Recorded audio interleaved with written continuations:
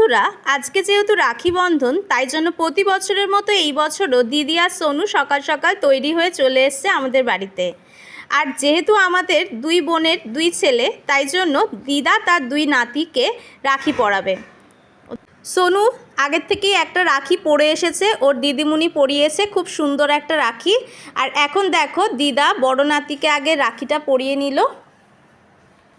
দুই ভাই যেখানে এক জায়গায় হয় তখন একটু বেশি ছল্লিবল্লি করে, তো শান্তভাবে রাখি পরানোটাও একটা বড় চ্যালেঞ্জের ব্যাপার। তো প্রথমে দেখো বড় নাতিকে পরিয়ে দিয়েছে, তারপরে এখন ছোট নাতিকেও পরিয়ে দিচ্ছে।